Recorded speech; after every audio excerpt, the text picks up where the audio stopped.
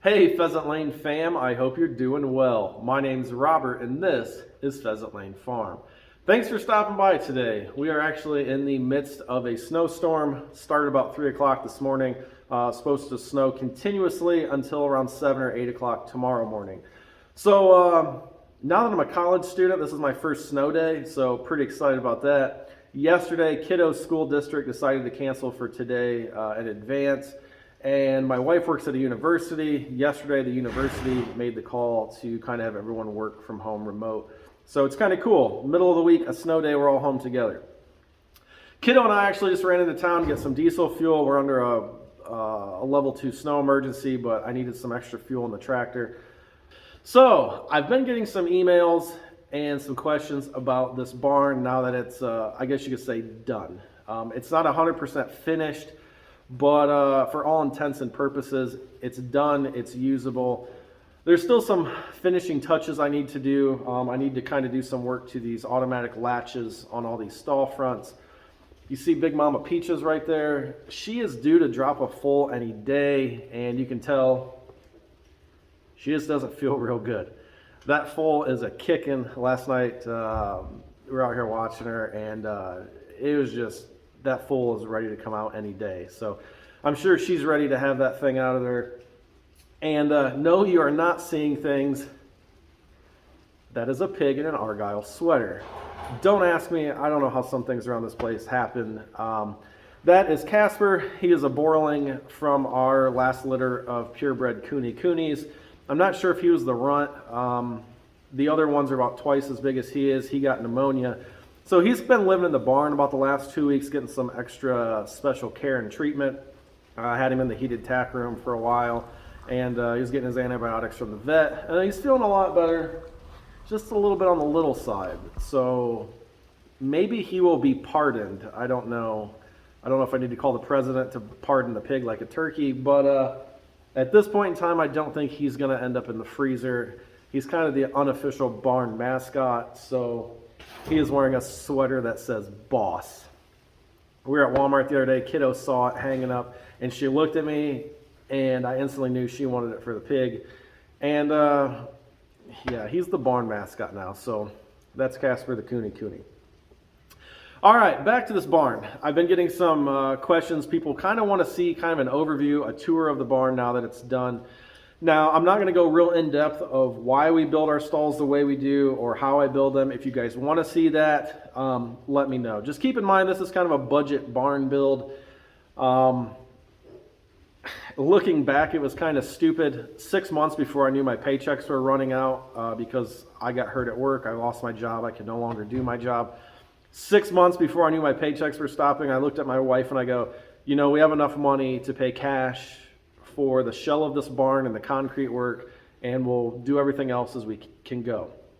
I didn't want the actions of one person who hurt me affect the dreams of our daughter and our family. So everything worked out the way it did, but yeah, maybe building a barn knowing your paychecks were going to run out wasn't the smartest thing looking back, but I'm glad we did it and it all worked out. So we'll just kind of spin you around, show you kind of the stalls. The quick overview, this barn is, now this is 2 barns hooked together. I'll put a picture up here. This barn is actually a 30 wide. So from that garage door, there's a matching door behind the camera. 30 wide and it goes 80 feet long. Excuse me. There's actually a full petitioned wall right here that I will show you. I guess I can show you right now. There is a full petitioned wall up here. So when you're inside this barn, it looks like you are just inside a 30 by 40. Now you can notice that the metal does not go all the way down. The light colored plywood is what we line our stalls with on this side. That's treated plywood that's on the other side of the wall. And the reason we did that is there's cattle on that side, there's hay storage, our gooseneck stock trailer is over here.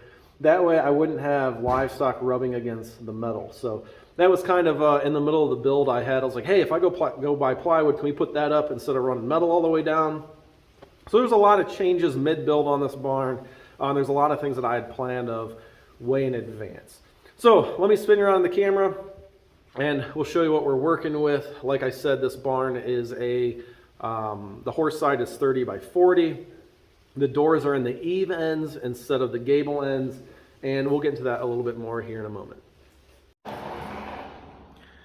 So I know it's a little bright outside with the snow and shining through, but real quick, let's just spin around.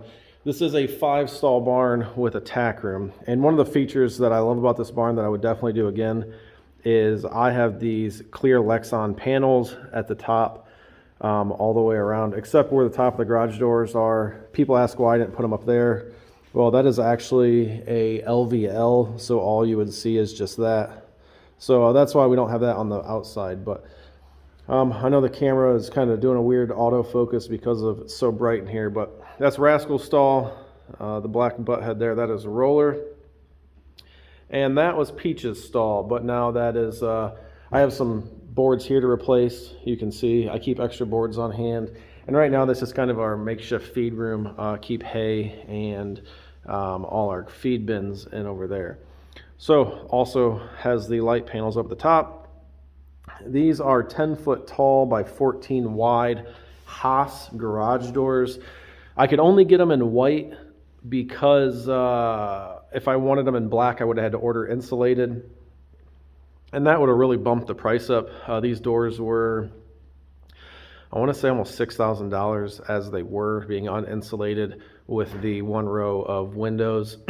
And I have a good friend of mine I used to work with. He's like a second dad to me. He owns a body shop. He painted the outside of our doors black and automotive, so we'll never have any issues. But we really love the wide aisleway. Putting the garage doors in the sides of the barn as opposed to the gable end or the pointy end allotted us basically a 16-foot aisleway. Doors 14 wide, and then we have a little bit past on each side. So roughly a 16-foot aisleway, and I still have 5 stalls that are 10 by 12. And right now, that is our foaling stall, and then I can come back in and run dividers. Once you know, the foal's weaned, Peaches can move back in her stall. Then that frees up another stall. Realistically, the 2 minis could live in the same stall. It's big enough. If you look up like mini stalls, a lot of them are like 5 by 8, 4 by 8, which is crazy to me. But we would definitely have enough room. And Big Mama Peaches there, who is ready for that baby to get out. Let me adjust the camera a little bit here. We usually bed with sawdust, like pellets as a base for moisture control, and then we use like the premium flake pellets, or excuse me, flakes, sawdust, excuse me.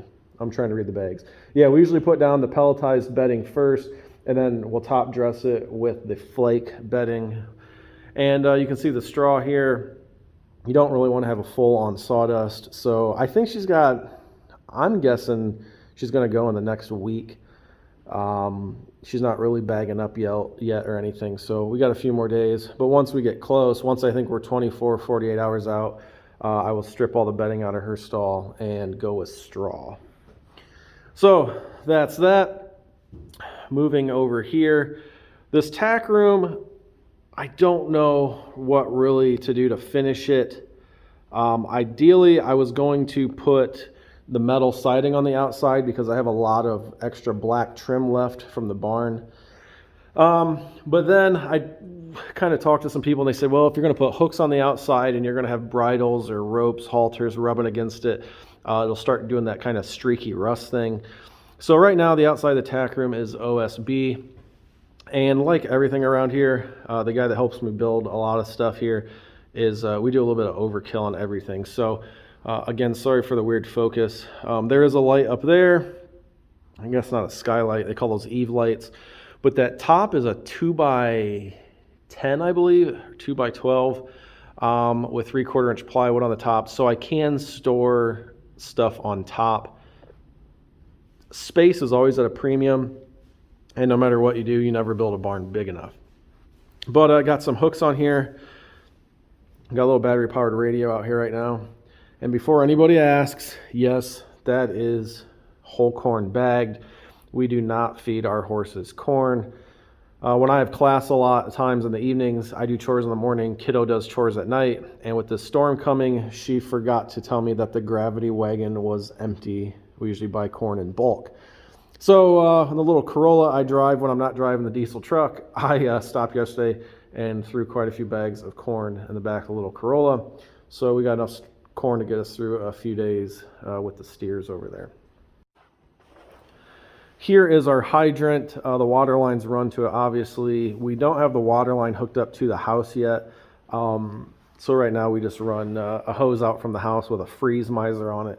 If you guys haven't checked into freeze misers, look them up. They have been a lifesaver for us during this cold weather. But yep, the hydrant, we're on rock, so it was pretty hard to get the hydrant in the ground. When they poured the concrete, I had them leaving me an area. So it's probably not ideal. A hydrant was kind of one of those things that was a forethought, but then again, was kind of an afterthought at the same time. It's just kind of temporarily put in there. I'll put some wire on it. And so at least now we have a frost-proof hydrant inside the barn. Peachy, you ready for that baby to get out of there? Uh-huh. Poor girl. So that's that. Let's take you into the tack room. Another thing I want to talk about real quick. If you guys haven't, go check out Tractor Talk with Gary. Even if you're not into tractors, he's probably one of the most down-to-earth, real guys I've ever met. Gary has become a fantastic friend we met through YouTube. And he sent me these stickers a long time ago. And Gary, I know you're watching this video. I didn't forget about the stickers. They've actually been in my office in the house. And I've just been waiting. He sent me, this is his Kubota L2501. And he has another cool sticker that's an older John Deere tractor with a loader. And I've just been waiting for the right place to put them. And so Gary, you are in our new barn. And fantastic guy. He's been there on days I needed someone to talk to. And he is a fantastic guy. So even if you're not into the tractors, he lives on a beautiful hunk of property out in Iowa. Go check him out. So we have to be real quiet because I walked in the tack room and look what I found. That's one tired porker. So yes, first thing I'm going to get comments on, there's a little buddy heater on the wall. That is only on when we are out here, and it gets turned off while we're still out here. It was just kind of there temporarily, just because I know once Peaches gets close on that full, we're going to be out here. So, and it works good for drying out gloves and hats. This tack room's like 10 by 9, so it's not real big. It's got some hooks on the wall. I have some temporary lighting in here right now. I bought some more lights the other day and they weren't working. So we did do steel paneling on the ceiling, the white, which really reflects the light nice, all black trim like I said I had a bunch of. Over here in the corner there's three saddle racks, which I'm actually going to put more over here on this wall where that kiddo's coat's hanging up. So it's not a huge tack room, but it works. We keep a lot of stuff in the tack room of the horse trailer. So this is just kind of stuff that doesn't get used a whole lot. A couple English saddles, a couple Western saddles. She's got more saddles. Mom's got more saddles. You never have enough saddles, you know. Right now, just a little table. I didn't know what else to do with it. It was sitting in the garage. Got some chairs out here. At least I have a place to sit and chill out when Peaches is getting ready to go. I talked about, we got a lot of the lumber for this room from a family farm in Kentucky. That collar was used on mules. It was an 80-acre tobacco farm, and we found that collar in the original barn. So that was actually used by kiddos' great or possibly great grandfather. So pretty cool to kind of keep that history in here. Got a little thermometer. Let me move you around and we'll show you kind of the countertops we're working with. All right, we'll show you the kind of cupboard area here in the tack room. The OSB probably isn't going to stay. I'll put something over it. It was just kind of to get us by until I could decide on what else we were going to do. The cabinets and cupboards came from a good friend of ours, Joe. He bought a house in Cleveland, and they had this weird area. The house had cupboards and cabinets. They're all solid. They're all real nice. He goes, dude, if you want them, come get them. So definitely found a good place to put those to use. The countertop came from Home Depot, and then I had enough cupboards to do all the way across the bottom, but we're so short on storage that I decided to kind of leave it open. So got some chainsaw oil down there, bar oil, some bee food for honeybees, a little tack brush box that's easy to throw in and out of the trailer. Like I said earlier, we keep a lot of stuff in the tack room of the trailer. So, and that's about it.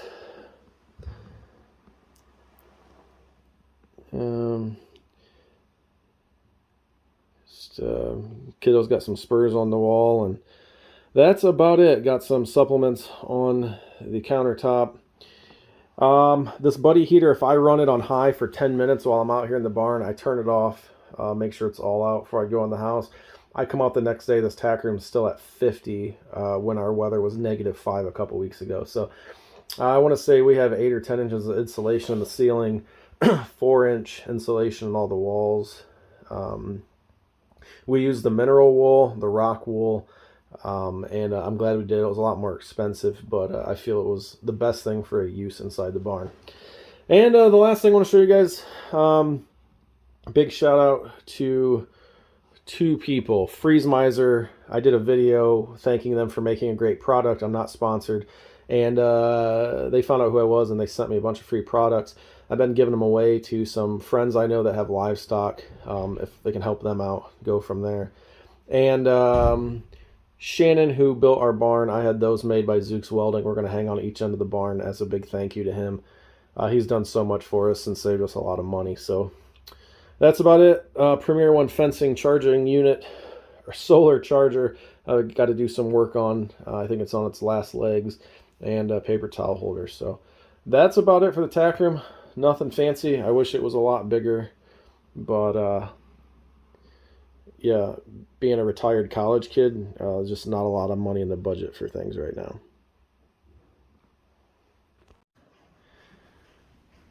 Are you looking for the pig? Are you looking for the pig? Somebody said you moved him out here? He's in the tack room sleeping in the heat now. Way to go. Hey. Softy. I know. He should be bacon, but he's kind of a cool pig, so. We'll never do with him. He's too nice. Well, I think that's going to about wrap this video up, kind of the general overview. There's so much that happened with this barn, it's hard for me not to get too in-depth on some things. I think I'm going to do a video on what I would do a little different and reasons why. Maybe it would help some people if they're in the phases of designing or thinking of barns. There's just a few things that might be like a 5-10 minute video, but I don't really want to add it in on this one. Another thing I want to mention is these minis are not cribbers. You see that board right there? They will literally do that in the first day just so they can stick their complete heads into the next stall.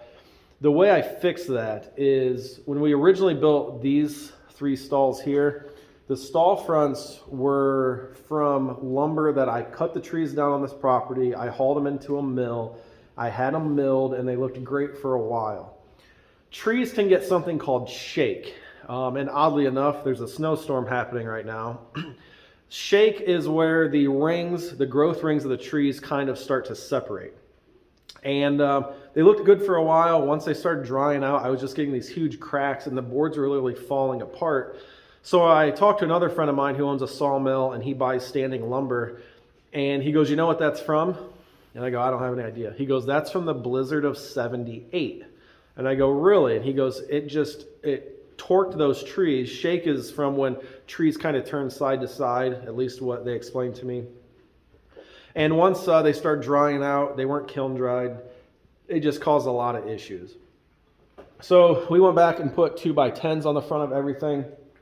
And you can see here, we capped them with this galvanized, almost like what you would see on the hangers for your garage door stuff. So let me show you what that is. We tuck it behind the beams, and this has been this way for a while. There's no blood on it. They don't chew it, nothing. So it's a good way to keep your stalls looking good for a long time.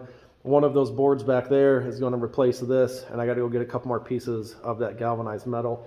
The edges are rounded. They don't cut their lips on it. Shoot a few screws in it, and I tuck it behind the board before I screw it to. It can't go anywhere. I shoot a couple screws on the top and the inside. There's no sharp edges. I don't want these guys to hurt themselves, but at the same time, I don't want them to. Every time I replace that board, they chew it for one day so they can stick their heads in, and then they're done. They never chew it again. So really getting on my nerves. So let me show you what that is real quick, and we'll be done with this video. So yeah, this stuff, what's it say on the sticker right there? Hi, baby. Slotted angle galvanized. It's like an angle iron with the holes in it. I use GRK, kind of big head, small finishing screws. I tuck it behind the beams on the ends, and no issues. There's no blood on them. The horses don't even try and chew it. They don't like the feel of the metal on their teeth, and it'll help keep your stall boards looking a lot better. So even if they're not cribbers, every once in a while, they get bored. Mama Bear, you ready? You guys can see that belly. She is ready to go. All right, well, that's going to wrap up this video on our kind of budget horse barn overview. If you have any questions, feel free to leave it in the comments, or if you want to talk more one-on-one, feel free to email us at pheasantlanefarm@gmail.com. Now, I know the term budget is pretty vague for some people. I've been in some barns that were millions of dollars and absolutely fantastic. But at the end of the day, that's not who we are. That's not in our budget. And this barn does what it was designed to do, and that's to keep our animals safe, healthy, and happy. And I think that's what it does. And I think Peaches just fell asleep. Oh, there you go. I don't know about happy right now. I think she's ready to get that baby out. But stay tuned, everybody. We should have a full here in the next couple days, at least the next week maximum. And we'll go from there. So as always, everybody, thanks. If you're first time stopping by the channel, we appreciate it. If you're a long-time subscriber, we appreciate you also. So from the bottom of my heart, thank you for all the support we've been given over the last couple years. It really does mean a lot. And we will see you on the next one. So remember, everybody, have fun. Most importantly, make smart decisions, and God bless.